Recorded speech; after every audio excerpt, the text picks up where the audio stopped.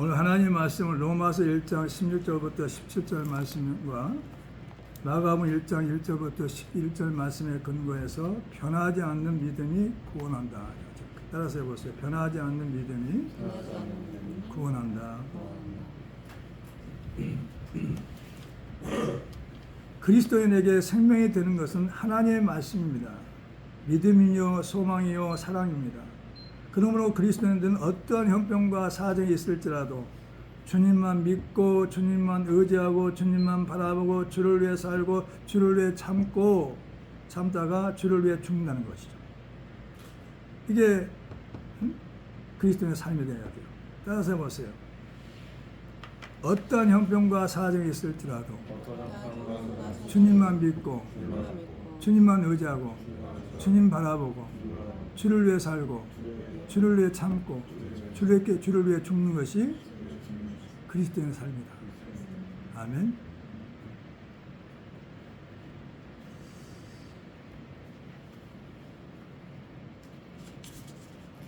첫 번째, 하나님의 아들 예수 그리스도의 복음의 시작이라는 거죠.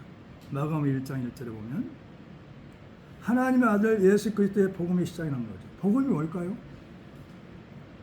반가운 소식이에요. 구세주 예수 그리스도를 통해서 하나님이 인간에게 주신 계시라는 거죠.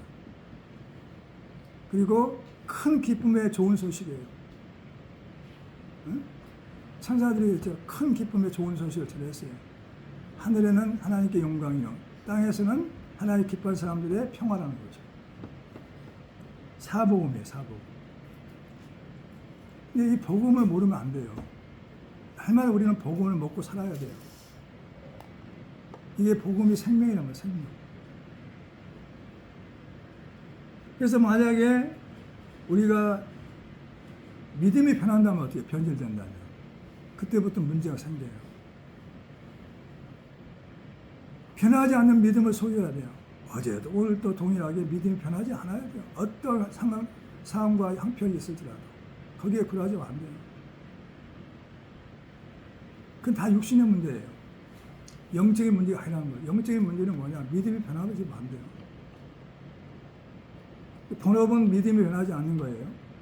부업은 육신의 일들이죠.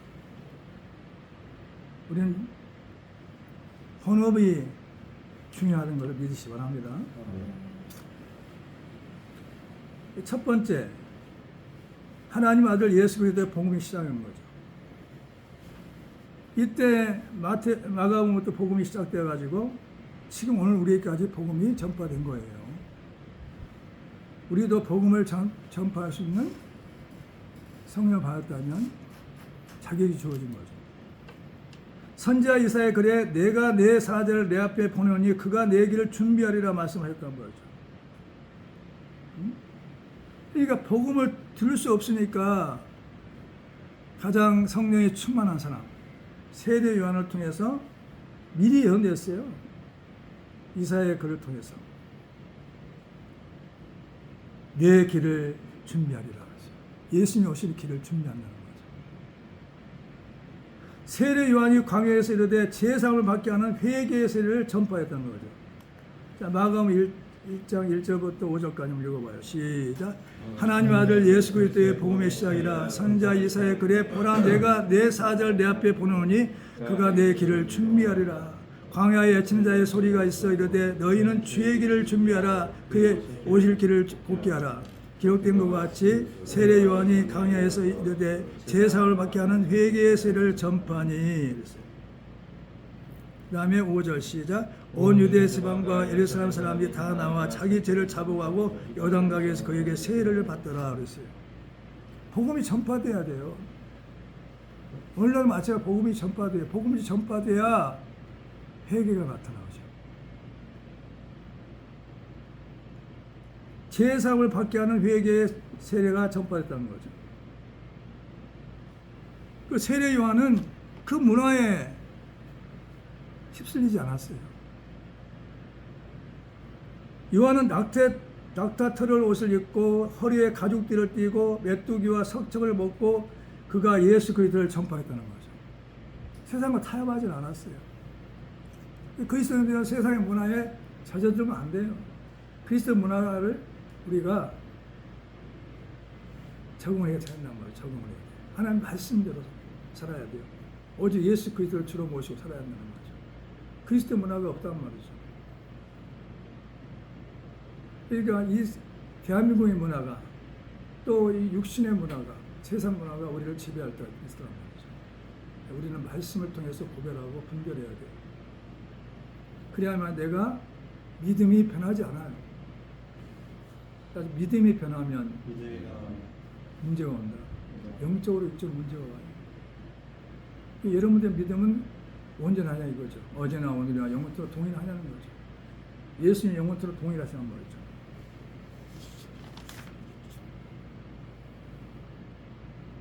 자, 5절, 6절 한번 읽어봐요. 시작. 요한은 낙태토 옷을 입고 허리에 가죽띠를 띠고 메뚜기와 석청을 먹었다고 그랬어요.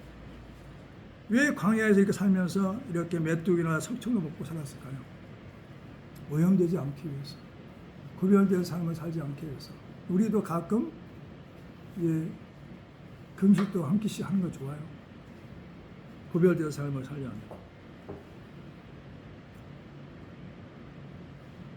두 번째, 예수께서 성령을 받으시고 하나님 아버지께서 내 사랑하는 아들이다, 내가 너를 기뻐하노라 말씀하셨다는 거죠. 7절 시작. 그가 전파에 이르시되 나보다 능력 많으시니가 내 뒤에 오시나니 나는 급히 그의 신발을 풀기도 감당하지 못하겠노라.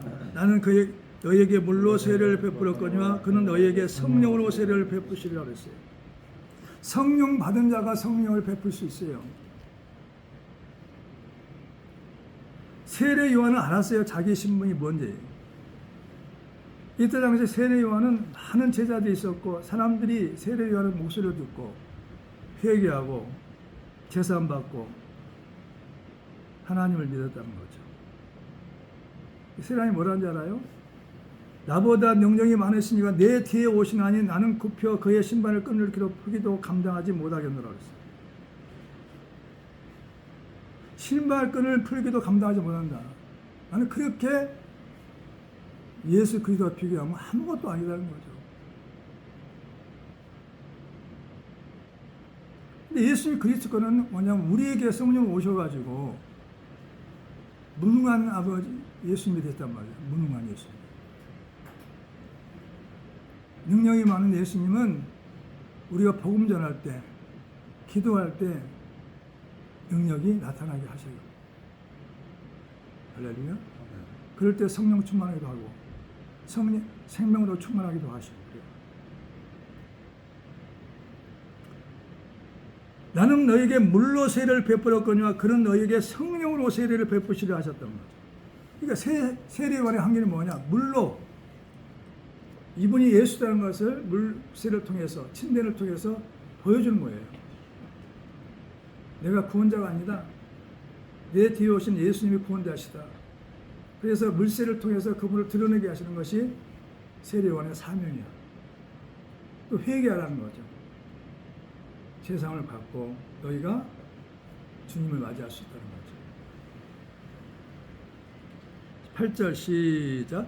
나는 너에게 물로 세례를 베풀었거니와 그는 너에게 성령으로 세례를 베푸시리라. 성령 받은 자가 성령 세례를 줄 수가 있어요. 자, 그 다음에 예수께서 갈릴리 나사렛에서부터 와서 요단강에서 요한에게 세례를 받으시고 물에 올라오실 때 하늘이 갈라짐과 성령이 비둘기같이 자기에게 내려오심을 보았다는 거죠. 마가복음 1장 9절부터 10절까지 말씀 읽어봅니다. 시작. 그때 예수께서 갈릴리 나사렛으로부터 와서 요단강에서 요한에게 세례를 받으시고 그 물 위에서 올라오실 때 하늘이 갈라짐과 성령이 비둘기같이 자기에게 내려오심을 보시더니 11절. 하늘로부터 소리가 나기를 너는 내 사랑하는 아들이라 내가 너를 기뻐하노라 하십니다. 왜 예수님은 이렇게 하셨을까? 그분은 하나님의 아들이셨고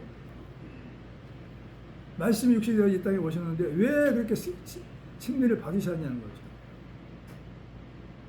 왜 비둘기같이 성령이 임하여야 했어요? 왜 임해야 했냐는 거죠. 바로 복음을 전할 수 없었을까요? 이렇게 세례 요한했어요. 내가 당신에게 세례를 받아야 할 텐데 어떻게 나한테 오시냐고 그랬어요.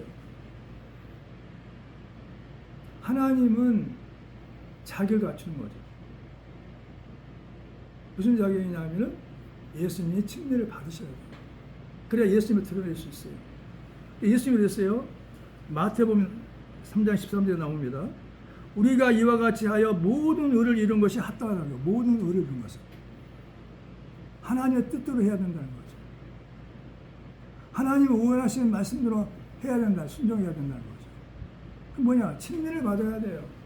우리 모두 다 침례를 받아야 돼. 그래야 제사함 받고 하나님 자녀가 될 수 있는 조건이 있어요. 거기다 또 성령 세례까지 받아야 돼. 성령을 받아야만이 여는 될 것이다. 하나님의 자녀가 될 수 있다는 거죠. 할렐루야.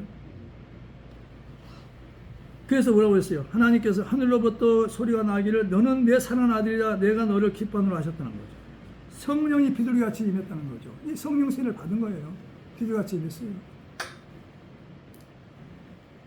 그래서 침례를 받고 성령을 받아야만이 그래서 비로소 복음을 전할 수 있는 사람으로 하나님 아들로 살아갈 수 있어요.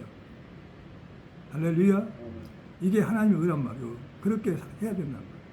예수님도 그렇게 몸소 하나님의 뜻에 순종했단 말이죠. 세 번째, 복음은 모든 믿는 자에게 구원을 주신다는 거죠.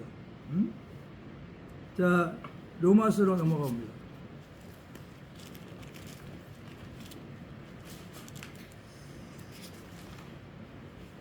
1장 16절.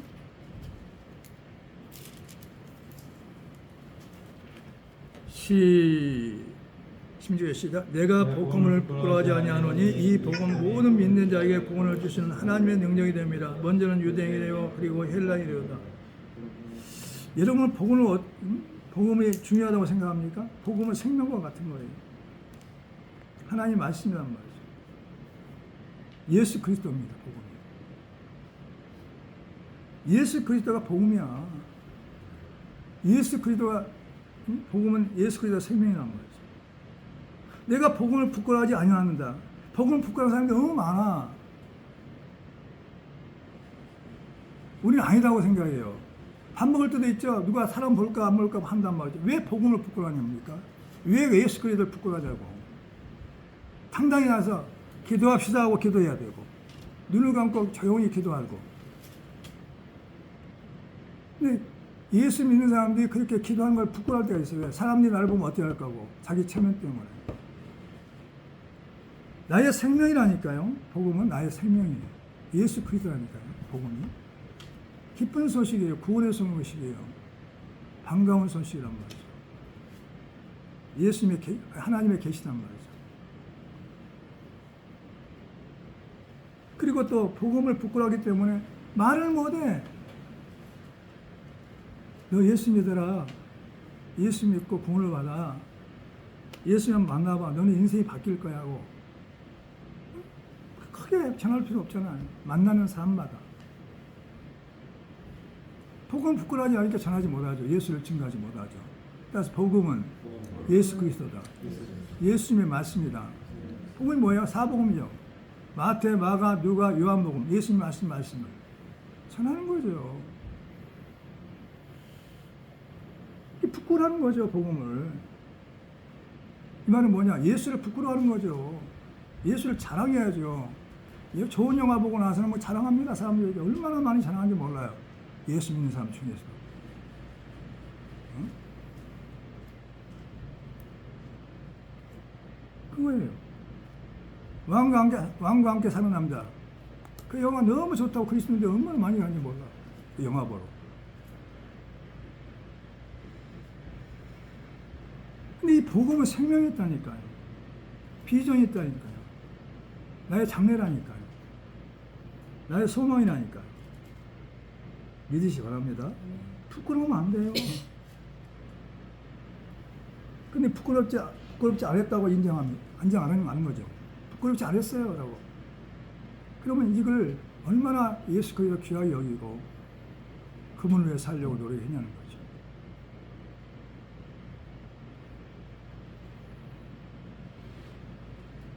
이 복음은 모든 믿는 자에게 구원을 주시는 하나님의 능력이라는 거죠.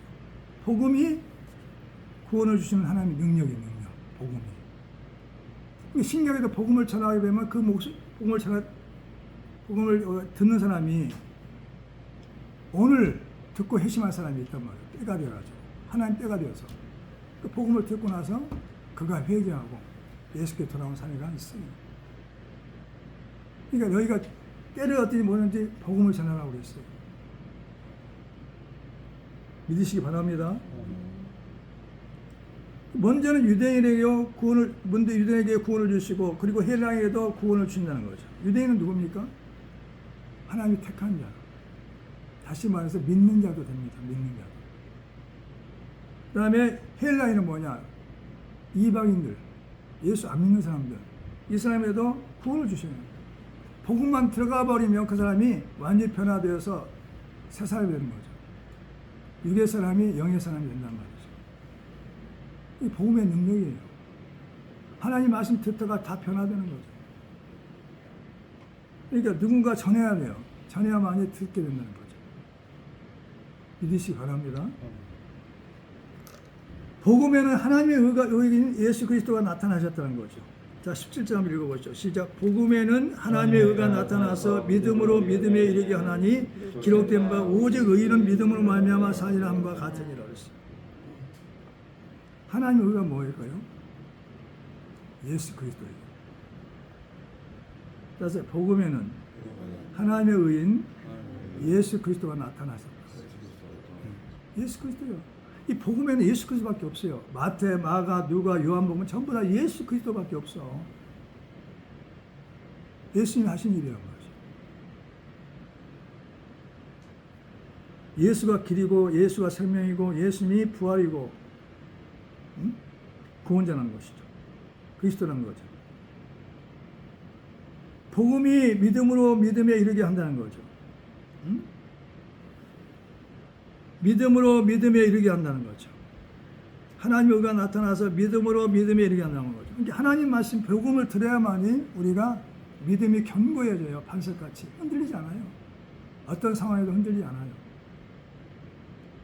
다시 복음이 믿음으로 믿음에 이르게 한다. 알았어요? 이 복음의 소식을 들어야만이, 이 말씀을 묵상해야만이, 이 말씀을 읽어야만이 내가 믿음이 담대해진다는 거죠. 믿음의 이름이 아니라. 그다음에 오직 의인은 믿음으로 말미암아 산다는 거죠. 오직 의인은 믿음으로 산다. 따라서 오직 의인은 믿음으로 산다. 믿음으로 말미암아 산다는 거죠. 여러분 의인입니까? 의인이에요? 의인들은 뭐냐면 믿음으로 살아야 돼요. 믿음으로. 송충이가 솔잎 먹고 살잖아요. 그리스도인들은 의인입니다. 의인이기 때문에 믿음으로 살아야 돼요. 믿음으로. 근데 믿음이 변하면 어떻게 돼요? 큰일 나죠. 믿음으로 살아야 돼요. 믿음으로 산다는 것은 하나님이 주신 걸로 산다는 거죠. 하나님이 주셔야 산다는 거죠. 그래서 하나님이 주셔야 산다. 네. 하나님이 주셔야 살아. 하나님 함께야 살아. 근데 우리는 자꾸 이 세상의 문화에 살다 보니까 오염될 때가 너무 많아요. 그리고 구원은 하나님께 인정하신 참된 믿음이 의가 되는 거죠. 그러니까 구원은 하나님께서 인정하시는 참된 믿음이 의가 된다. 참된 믿음. 참된 믿음이 의가 돼요. 아브라함이 하나님 믿게 됐기 때문에 그를 의로 이겼어요. 의로. 진실은 하나님을 믿고 의지하는 거죠. 믿을 수 없는 상황에서, 알 수 없는 상황에서, 힘든 상황에서 하나님을 의지하는 거죠. 누가 요즘 나라에서일까요? 여러분이 나타나서 네 아내가 90세인데 명년 이맘때 네가 아들이 있을 것이다. 이 말을 믿겠어 누가? 안 믿죠. 아브라함이 100세인데 어떻게 자식을 낳았습니까? 안 믿어요. 그러니까 현실의 상황에 보면 도저히 믿을 수가 없어요. 의학적으로 믿을 수도 없어요. 과학적으로 믿을 수 없어요. 그런 일이 있을 수 없어요. 자기가 경험한 게 없어요. 그래서 보지도 않았어요. 근데 어떻게 믿을 수 있냐는 거죠. 그걸 믿어야 돼. 하나님 말씀하시면 우리는. 그러니까 우리는 뭐냐, 그런 말씀을 성경을 통해서 우리가 한 번도 가보지도 않고 체험하지 않는 것을 자꾸 이게 죽은 자가 살아났다고 말씀하신단 말이에요. 나는 할 수 없다고 본 거죠. 하나님 할 수 있다고 얘기하면 네가 할 수 있다는 거죠. 내가 죽은 자를 살릴 수 있어요. 그런 상황에 처하면. 그런 상황이 자주 오는 게 아니에요. 때가 되면 온단 말이죠. 병든 자와 선원자 병이 난다는데 해보지 않고 우리는 안 된다고 한단 말이죠. 아브라함 앞에서 믿었어요. 죽은 자를 살리시고 없는 걸 있게 하신 하나님을 믿었단 말이죠. 믿음이에요, 믿음. 아브라함 우리가 다른 것은 뭐냐? 믿음의 차이예요, 믿음의 차이. 얼마만큼 복음을 진실로 믿겠냐는 거죠. 참되게 믿겠냐는 거죠. 그게 차이예요. 오늘날 그리스도의 문제는 뭐냐? 믿음의 차이예요. 믿음이 자꾸 변해. 상황에 따라 바뀌어, 자꾸. 환경에 따라 바뀌어. 현실에 따라 바뀌어. 내가 경험해보지 않으니까. 성경 어떻게 경험을 다 해볼 수 있어요? 성경을 통해서, 간접적인 경험을 통해서, 다른 사람의 경험을 통해서, 아브라함을 통해서 우리는 믿음을 배우는 거죠. 체험하게 되는 거죠. 다르단 말이죠. 그래서 우리는 이 말씀을 통해서 이게 이루어지는구나. 성경 전체는 다 이루어지는 겁니다. 누구를 통해서? 아브라함을 통해 이루어졌어요. 많은 선지자를 통해 이루어졌어요. 요셉을 통해 이루어졌어요. 그리고 또 뭐냐? 예수님을 통해 이루어졌어요. 또 나를 통해서 이루어져야 돼요. 사도행전 28장이 계속 써야 돼요. 29장, 30장 이렇게 써야 되지 않나요? 사도행전 역사가 나타나요. 왜? 성령께 함께 하시니까 사도행전 28장이 끝난 게 아니라 29장은 30장으로 31장으로 누굴 통해서? 우리를 통해서, 나를 통해서, 믿는 자를 통해서 나타나야 돼요. 할렐루야. 이 성경에 기록한 것은 너무 많아. 예수님이 하신 일은 너무 많아. 근데 그걸 다 기록할 수 없기 때문에 간단히 복음서만 정리했단 말이죠. 이제는 네 차례다. 이 복음을 듣고 예수 만나고 와서 성령 받고 나서 네가 이제 사도행전 29장, 30장을 써내가라는 거죠. 삶 속에서. 복음이 대단하죠. 복음이. 예수님이 대단하시죠. 예수님 말씀이 대단하죠. 예수님의 생명을 받게 되면 우리는 죽지 않고 살아가죠. 영원히 살아요. 복음을 물어보면 돼요. 복음이 뭡니까? 물어보면 대답을 못하는 사람이 많아요. 복음이 뭐예요? 예수 그리스도. 마태, 마가, 누가, 요한복음. 예수님을 통해서 하나님이 계시한 건 계시. 할렐루야. 그렇단 말이죠. 우리는 이 복음을 알아야 돼요. 그래서 복음을 믿어야 돼요. 큰 기쁨의 좋은 소식. 나에게 가장 큰 기쁨의 소식은 뭐냐? 예수님이 나의 구세주가 됐다. 예수님이 나의 주인이 됐다. 그분은 나의 모든 것이라는 거죠. 전부라는 거죠. 그렇게 믿으면 우리는 어떻게 보면요.